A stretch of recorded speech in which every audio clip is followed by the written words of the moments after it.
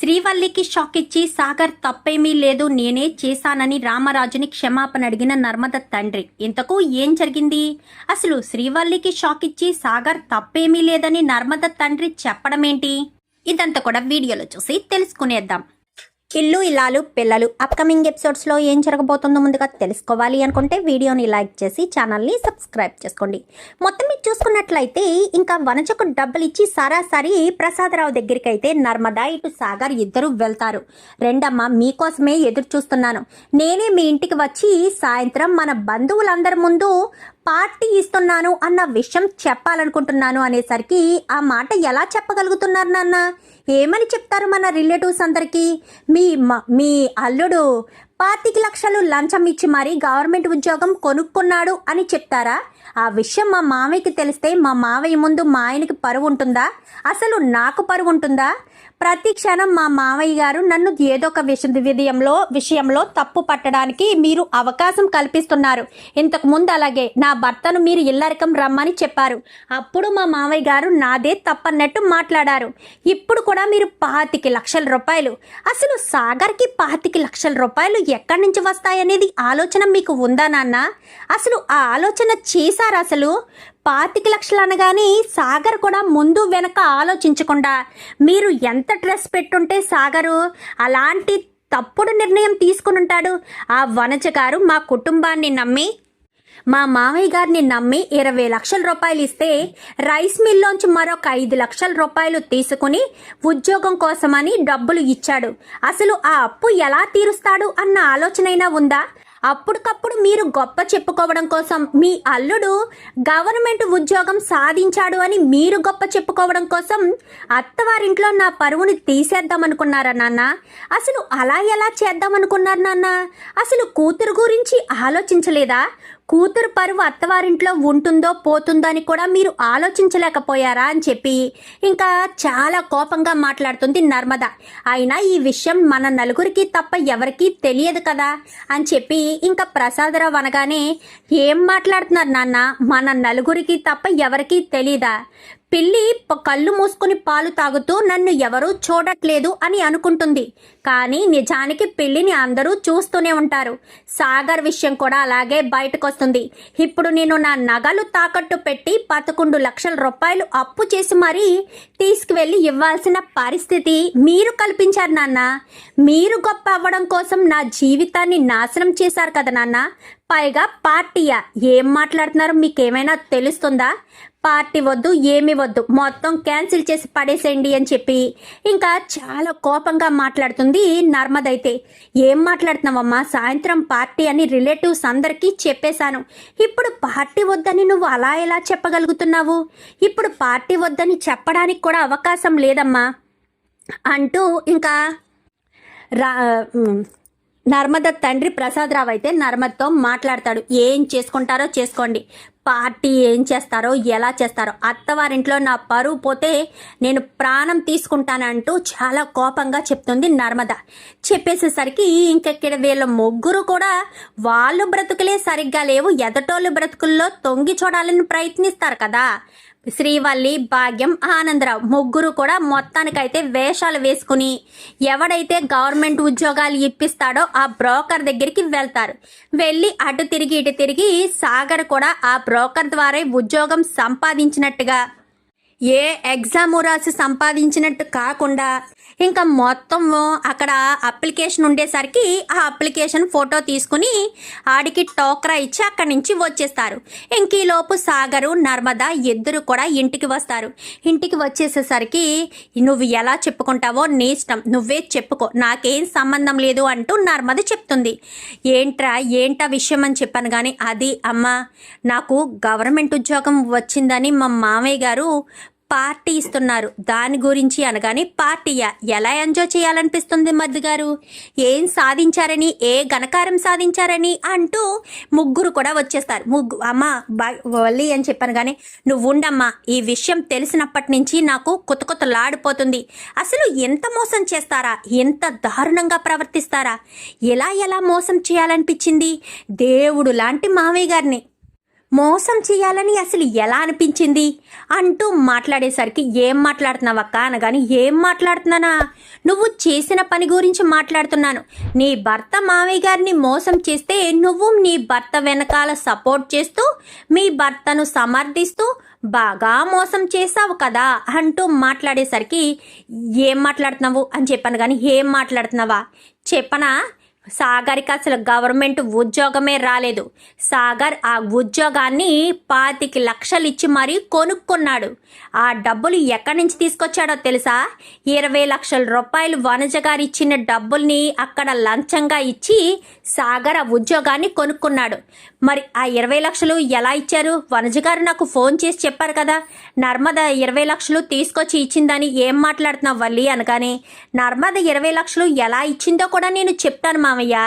నర్మద తన నగలు 9 లక్షలకు తాకట్టు పెట్టి మరొక 11 లక్షలు ₹2 వడ్డీకి అప్పు తీసుకుని ఆ 20 లక్షలు తీసుకెళ్ళి వనజ గారికి ఇచ్చారు అని చెప్పి మాట్లాడేసరికి ఒక్కసారిగా షాక్ అయిపోతాడు రామరాజు.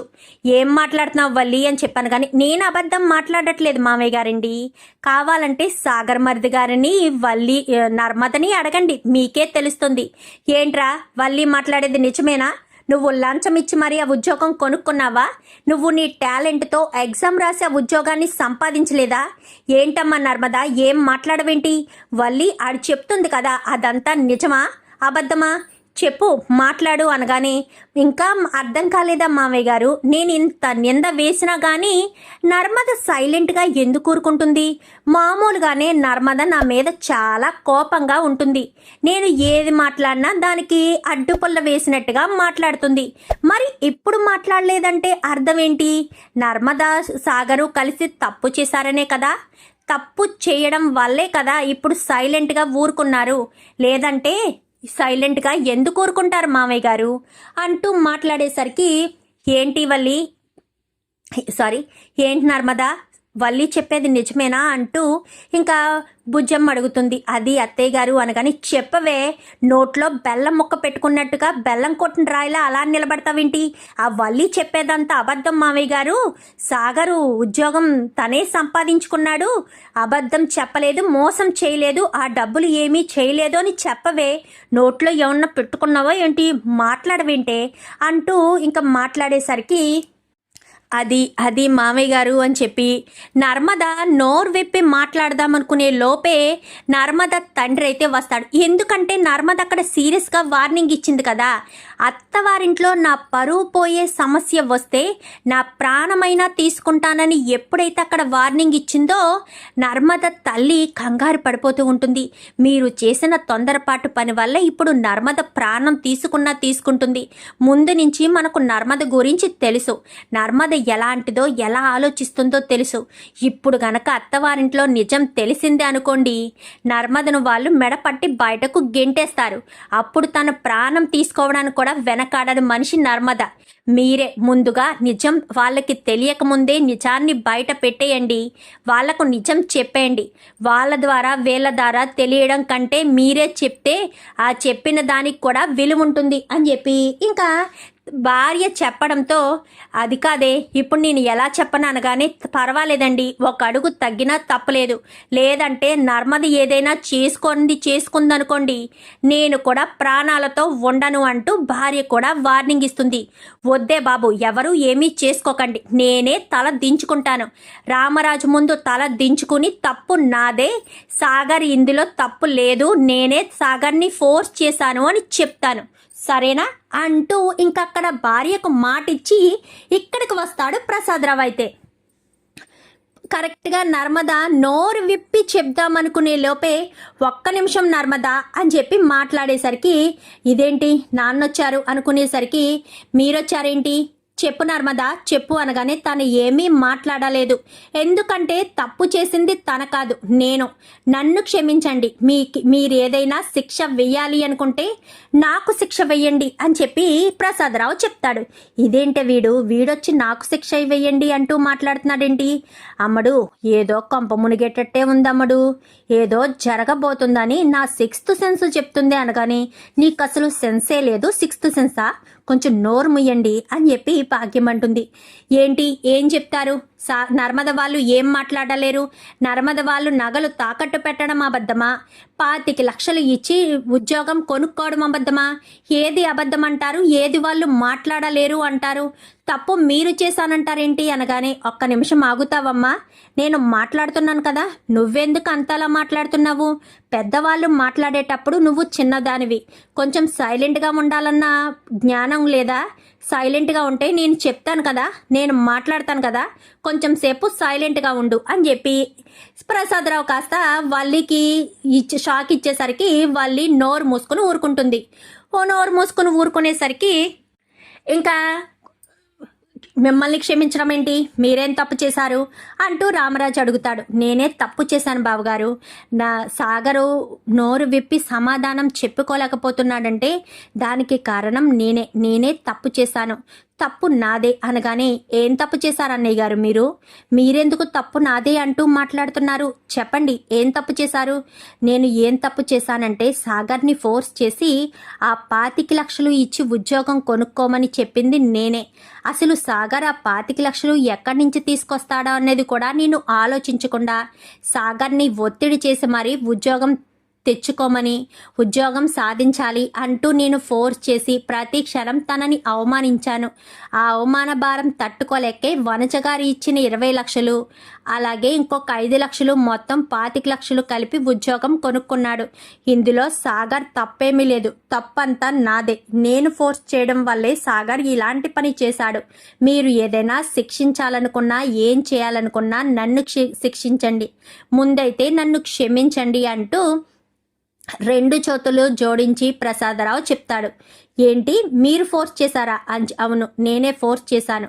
నా కూతురు పలానా గవర్నమెంట్ ఉద్యోగస్తుడిని పెళ్లి చేసుకోలేదు, ఎవరో కూలి పని చేసుకున్న వాడిని పెళ్లి చేసుకుంది అని నలుగురిలో నా పరువు పోతే నేను అస్సలు తట్టుకోలేను, ప్రాణాలు తీసుకోవడానికైనా వెనకాడను అని బెదిరించాను. నువ్వు ఈ 25 లక్షల అవకాశాన్ని నువ్వు వదులుకుంటే మాత్రం నా ప్రాణాలు తీసుకుంటాను, జీవితాంతం నా ప్రాణాలు తీసే భారంతో, అంటే తీసింది నువ్వేనన్నా బాధతో జీవితాంతం నువ్వు ఆ తల్లడిల్లిపోవాలి అని చెప్పి నేనే బెదిరించడం వల్లే తను ఇలాంటి పని చేశాడు, లేదంటే తను ఇలాంటి పని చేసేవాడు కాదు అంటూ మాట్లాడేసరికి, ఏం మాట్లాడుతున్నారు అంటే మీరు ఫోర్స్ చేయడం వల్లే సాగర్ ఇలాంటి పని చేశాడు అని మీరు మాట్లాడుతున్నారా అనగానే, అవును, నేను చెప్పడం వల్లే సాగర్ ఇలాంటి పని చేశాడు. ఏదైనా శిక్షించాలన్నా తప్పు చేసింది అని అనిపించినా నేనే తప్పు చేశాను, నన్నే శిక్షించండి అంటూ మాట్లాడతాడు.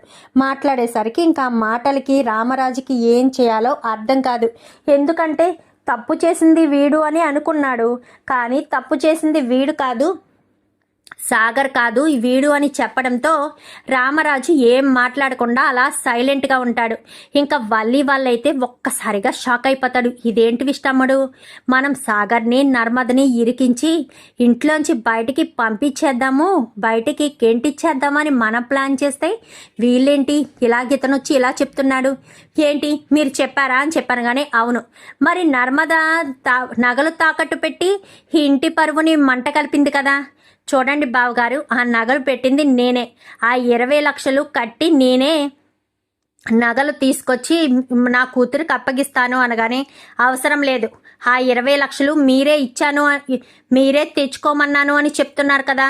నా కోడలు నా పరువు కాపాడడం కోసం తన నగలు తాకట్టు పెట్టి అప్పు చేసి ఆ వనజ గారి ముందు నా పరువు నిలబెట్టడం కోసం 20 లక్షలు తీసుకెళ్లి వనజకి ఇచ్చింది. సో ఆ డబ్బులు నేనేస్తాను. అమ్మా నర్మదా, నువ్వు తెలివిగానే ఆలోచించావమ్మా, కానీ నీ భర్త చేసిన తప్పుని సమర్థించవు అని నాకు తెలుసు. ఎందుకంటే నీతి నిజాయితీగా ఉండాలని నువ్వు ఎప్పుడూ అనుకుంటావు.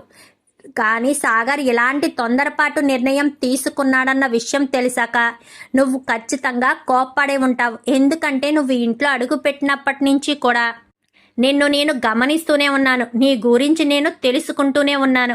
అలాంటి తప్పుడు నువ్వు ఈ తప్పును సమర్థించవని నాకు తెలుసు అనగానే, నిజంగా నేను ఈ తప్పును సమర్థించలేదు మామయ్య, సాగర్ తప్పు చేశాడు అని నేను సాగర్ని మందలించాను కూడా. కానీ ఇప్పుడు పరువు కాపాడాలి. మందలించడం వల్ల చేసేదేమీ లేదు. మీ పరువు కాపాడడం ఒకటే నా కళ్ళ ముందు ఉంది. అందుకనే మీకెవరికీ చెప్పకుండా సమయం చూసుకుని చెప్దామనుకున్నాను. ఇప్పుడు మీ ఆరోగ్య పరిస్థితి బాగోలేదు. ఈ సమయంలో మీకు చెప్పి మిమ్మల్ని బాధ పెట్టడం కంటే సమస్య లేకుండా చేయడం ముఖ్యం. తర్వాత సంగతి తర్వాత చూసుకుందామనుకునే నా నగలు తాకట్టు పెట్టి మిగిలిన 11 లక్షలు అప్పు తీసుకుని 20 లక్షలు తీసుకెళ్ళి మీ పరువు పోకుండా నేను అక్కడ కాపాడాను అంటూ మాట్లాడేసరికి, మంచి పని చేసావమ్మా, నా పరువుని నిలబెట్టావు, నువ్వు నాకు తగ్గ కోడలివి, నా పరువుని నిలబెట్టావు, చాలా థ్యాంక్స్ అని రామరాజు కాస్త అంటాడు. అనేసరికి, అదేంటి మావయ్య, మీకు చెప్పకుండా నర్మద ఈ తప్పు చేయడం తప్పు కాదా అనగానే, తను తప్పు చేయడం కరెక్టే, కానీ నా పరువు నిలబెట్టడం కోసమే కదా నర్మద ఇలాంటి పని చేసింది. లేదంటే తన సొంతానికేమీ నర్మద ఇలాంటి పని చేయలేదు కదా. తన సొంత నిర్ణయం తీసుకుని నర్మద ఇలా ఆలోచించలేదు కదా. నా గురించి ఆలోచించి ఇదంతా చేసింది. దానికి నర్మదని ఎందుకు తప్పు పట్టాలి? నర్మద ఏం తప్పు చేసిందని తప్పు పట్టాలి అని చెప్పి రామరాజు అనేసరికి, ఇదేంటమ్ముడు ఇలా జరిగింది, మనం ఒకటనుకుంటే ఒకటి జరిగింది అని ఇద్దరు కూడా ఆశ్చర్యపోతారు. ఆశ్చర్యపోవడంతో, ఏంటి మీరు ఒకటనుకుంటే ఒకటి జరిగిందని కంగారు పడుతున్నారా అంటూ ప్రేమ అనేసరికి, మేమేం ఒకటనుకున్నాం అనగానే, ఇలాంటి పిచ్చి పనులు ఇలాంటి పనులు చేసేది మీరేనని నాకు బాగా తెలుసు. నర్మద అక్కను ఇరికించి ఇంట్లోంచి బయటికి పంపించాలని మీరే కదా ఇదంతా ప్లాన్ చేశారు. కావాలనే నర్మదక్క చేసిన తప్పుని, సాగర్ బావ గారు చేసిన తప్పుని వేలెత్తి చూపించాలి అన్న ఉద్దేశంతోనే కదా మీరు ఇదంతా కావాలని చేశారు అంటూ మాట్లాడేసరికి ఇంకా ఏం మాట్లాడాలో అర్థం కాదు. చూడమ్మ వల్లి, ఇలాంటివన్నీ చెప్పవలసిన అవసరం లేదు. నర్మద ఏం తప్పు చేసే మనిషి కాదు. నర్మదాన్ని మంచి పనులే చేస్తుంది. నర్మద తప్పు చేసే మనిషి కాదు. మీరు నర్మదను తప్పు పట్టాల్సిన పని లేదు అని రామరాజు కాస్త వార్నింగ్ ఇస్తాడు. ఇచ్చేసరికి, బావగారు తప్పో ఒప్పో అల్లుడు గారికి ఉద్యోగం రావడం కోసమే నేను ఇదంతా చేశాను. తప్పు చేశానో ఒప్పు చేశానో వదిలేసి ఇంకా దీని గురించి ఆలోచించకండి. దయచేసి నేను చేసిన తప్పుని సమర్థించమని నేను అనట్లేదు, కానీ బంధువులందరి ముందు నేను ఫంక్షన్ చేస్తున్నాను. మీరు ఈ ఫంక్షన్కి వచ్చి నా పరువుని నిలబెట్టండి, దయచేసి అర్థం చేసుకోండి అనేసరికి, సరేనని ఇంకా రామరాజు కాస్త చెప్తాడు. చెప్పేసేసరికి సాయంత్రం అందరూ కూడా ఫంక్షన్కి వెళ్తారు. చూడు వల్లి, బయలుదేరేటప్పుడు చెప్తాడు, ఇదంతా లంచం తీసుకోవడం వల్లే జాబు వచ్చిందన్న విషయం ఎక్కడ ఎవరికి తెలిసినా ముందు నిందించేది నిన్నే. నీ వల్ల తప్ప ఎవరి వల్ల బయట పడదు. నువ్వు పార్టీకి వచ్చినా ఏం వచ్చినా జాగ్రత్తగా వెళ్ళి జాగ్రత్తగా రావాలి, అర్థమవుతుందా అంటూ రామరాజు వార్నింగ్ ఇస్తాడు. అచ్చు బాబోయ్, ఏం మాట్లాడుతున్నారు మామయ్య గారండి, నేనెందుకు అలాంటి పని చేస్తాను, అయినా నేను మాత్రం ఎందుకు చెయ్యాలనుకుంటాను అని చెప్పి ఇంకా వల్లి అయితే చెప్తుంది. మరి వల్లి మాత్రం, నేనే ఏదో రకంగా పార్టీని చెడగొడతాను చూడండి అని చెప్పి ఇంకా అనుకుని గదిలోకి వెళ్ళిపోతుంది. నర్మదా, ప్రేమ, అక్క, ఈ ప్రాబ్లం నుంచి ఇంత ఈజీగా బయటపడతామని అనుకోలేదు. కరెక్ట్ సమయానికి బాబాయ్ వచ్చి చెప్పారు కాబట్టి సరిపోయింది. అవును నిజమే, మా నాన్న వచ్చి చెప్పకపోయి ఉంటే ఖచ్చితంగా మామయ్య గారు నా మీద చాలా కోపంగానే ఉండేవారు. కానీ మామయ్య గారు మా నాన్న వచ్చి సరైన సమయానికి చెప్పాడు కాబట్టి ఎలాంటి ఇబ్బంది పడకుండా బాగానే ఉన్నాము అని చెప్పి నర్మద అయితే చెప్తుంది.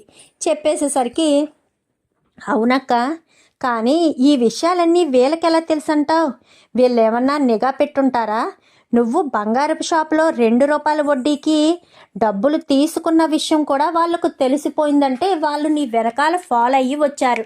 అది నువ్వు తెలుసుకోలేకపోయావు అని చెప్పి మాట్లాడేసరికి, అవును నిజమే, నేను ఈ టెన్షన్లో దాని గురించి ఆలోచించలేదు. అంటే నా వెనకాల ఫాలో అయ్యి వచ్చారన్నమాట. అక్క, నేను ఎప్పటి నుంచో చెప్తున్నా, వీళ్ళు తప్పుల మీద తప్పులు చేస్తున్నా వీళ్ళని నువ్వు సమర్థిస్తూ వస్తున్నావు. వీళ్ళు చూడు, అటు తిప్పి నిన్నే మావయ్య గారి ముందు దోషించేయడానికి చూశారు. వీళ్ళు ఎంతకైనా తెగిస్తారక్క, వీళ్ళని మాత్రం ఎట్టి పరిస్థితుల్లోనూ క్షమించకూడదు. నువ్వు వీళ్ళని క్షమిస్తే అడితిప్పిటి తిప్పి మనకే ఇబ్బందులు కలిగేటట్టు చేస్తారు అని మాట్లాడేసరికి అవును నిజమే అని ఇంకా ఇద్దరు కూడా అనుకుంటారు. అనుకున్న తర్వాత సాయంత్రం పార్టీ కోసమని రెడీ అవుతారు. వల్లి కూడా రెడీ అయి వస్తుంది. వల్లి రెడీ అయి వచ్చేసరికి పార్టీకి మనల్ని మాత్రమే రమ్మన్నారు, మీ అమ్మ నాన్న రానవసరం లేదు.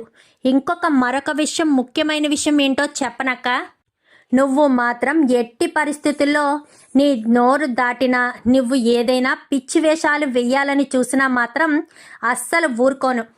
ఎందుకంటే అక్కడ పరువు పోయే పని ఏమన్నా జరిగిందనుకో, నీ బండారం మొత్తం బయట పెట్టేస్తాను. నువ్వు నా నగలు దొంగతనం చేసిన విషయం, అమూల్యకు విశ్వకు పెళ్లి జరగడానికి అమూల్యను తీసుకెళ్లి విశ్వకు నువ్వే అప్పగించావన్న విషయం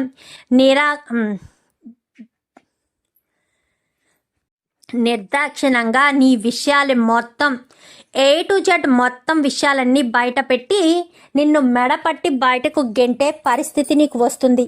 ఒళ్ళు దగ్గర పెట్టుకుని, నోరు అదుపులో పెట్టుకుని, ఎక్కడైనా నోరు జారావే అనుకో, తర్వాత నీకు నా గురించి బాగా తెలుసు కదా, అది గుర్తుపెట్టుకో అంటూ ఇంకా ప్రేమ ఇటు నర్మద ఇద్దరు కూడా వల్లికి వార్నింగ్ ఇస్తారు. కాదు కూడదు అని మీ అమ్మ మాటలు విని చేస్తే నీకు కాపురం లేకుండా చేయడానికి క్షణకాలం ఆలోచించము. మా వరకు రానంత వరకే నువ్వు ఎన్ని తప్పులు చేసినా ఆపేది. నువ్వు ఆల్రెడీ తప్పు చేసేసావు, 100 తప్పులు చేసేసావు అమూల్య పెళ్లి విషయంలో కలగ చేసుకుని. ఇప్పుడు మావయ్య గారు అత్తయ్య అమూల్య మీద కోపంగా ఉన్నారు. అసలు ఆ పెళ్లి జరగడానికి కారణం నువ్వు అన్న విషయం తెలిసిందే అనుకో, పరిస్థితి ఏంటంటావు, నిన్ను బయటకు గెంటేయడం క్షణకాలం పట్టదు. అది గుర్తు పెట్టుకుని ఒళ్ళు దగ్గర పెట్టుకుని ఉండక్క అంటూ చెప్పడంతో సరేనని అందరు కూడా ఫంక్షన్కి బయలుదేరతారు. ఇంకా రామరాజు వీళ్ళు రావడంతో రెండు బావగారు రండి, మీకోసమే ఎదురు చూస్తున్నానంటూ ఆనందరావు ఎంతగానో వాళ్ళని రిసీవ్ చేసుకుంటారు. ఇతనే మా అల్లుడు అని చెప్పి, అల్లుడు నువ్వు వెళ్ళి సూటు బూటు వేసుకురా, గదిలో పెట్టించాను అనగాని అలాగే మామయ్య అని చెప్పి, అమ్మ నర్మద నువ్వు కూడా వెళ్ళమ్మా అని చెప్పాను కానీ అవసరం లేదు అని నర్మద మాత్రం చాలా కోపంగా ఉంటుంది. ఏంటమ్మా నర్మద, ఏమైనా ఉంటే మనం తర్వాత చూసుకుందాము, కోప తపాలు ఏమైనా ఉంటే. అయినా నేను మీ ఇంటికి వచ్చి మీ మామయ్యతో మాట్లాడాను కదా, మామయ్య గారు మా మీద కోపం చూపించకుండా ఉండగలిగారు కానీ నేను మాత్రం ఎప్పటికీ నిన్ను క్షమించను నాన్న. నువ్వు నా పరువు తీయాలని చూసావు, నా భర్తను ఈ రకంగా ఎలాంటి పరిస్థితి తీసుకొచ్చావు, నిన్ను మాత్రం ఎప్పటికీ మర్చిపోను, నిన్ను మాత్రం క్షమించను నాన్న అంటూ చాలా కోపంగా మాట్లాడుతుంది. అది కాదమ్మా అని చెప్పాను కానీ వదిలేసేయండి నాన్న, నా గురించి ఎందుకు, నా గురించి ఆలోచించడం ఎందుకు, వదిలేసేయండి, దాని గురించి ఆలోచించకండి అని చెప్పి ఇంకా కోపంగా అయితే నర్మద వెళ్ళిపోతుంది. ఏంటక్క నువ్వు అని చెప్పాను కానీ వదిలేసే నర్మద, వదిలేసే ప్రేమ, నేను ఇలానే ఉంటాను, ఇలానే ఉండనివ్వు, దయచేసి నన్ను ఇబ్బంది పెట్టాలని మాత్రం ట్రై చేయొద్దు అని చాలా కోపంగా అయితే నర్మద చెప్పి అక్కడి నుంచి వెళ్ళిపోతుంది. సాగర్ రెడీ అవి రావడంతో అతనే నా అల్లుడు, గవర్నమెంట్ జాబ్ సంపాదించాడు అంటూ చాలా గొప్పగా చెప్పుకుంటూ, రామరాజు గారి రెండో కొడుకు అంటూ చాలా గొప్పగా చెప్తాడు. మా అమ్మాయి ప్రేమించి పెళ్లి చేసుకుంది, గవర్నమెంట్ ఉద్యోగం సంపాదించడం వల్లే ఇంకా నేను అడ్డు చెప్పలేకపోయానని, నేను అల్లుడుగా అంగీకరించాలని ఎంతో పట్టుదలతో గవర్నమెంట్ జాబ్ను సాధించాడు అంటూ గొప్పగా చెప్తున్నట్టు చెప్తాడు. చెప్పేసరికి నర్మద అయితే చాలా కోపంగానే ఉంటుంది. స్టేజ్ ఎక్కినా కానీ అదే సీరియస్నెస్ అయితే మెయింటైన్ చేస్తూ ఉంటుంది నర్మద అయితే. చూద్దాం మరి రాబోయే ఎపిసోడ్స్లో మరి ఇలాగే జరిగి రామరాజు నర్మద మీద సాగర్ మీద కోపం చూపించకుండా కావాలని ఇదంతా నేనే చేశానని ప్రసాదరావు నిజాన్ని నిందను తన మీద వేసుకుని రామరాజుని క్షమాపణ అడగాలని మీరు కూడా కోరుకుంటే వీడియో నచ్చితే లైక్ చేసి ఛానల్ని సబ్స్క్రైబ్ చేసుకుని పక్కనే ఉన్న బెల్ సింబల్లో ఆల్ పై క్లిక్ చేయండి. ఎలా చేయడం వల్ల మేము పెట్టే ప్రతి వీడియో నోటిఫికేషన్ రూపంలో ముందుగా చూడగలుగుతారు. Thank you for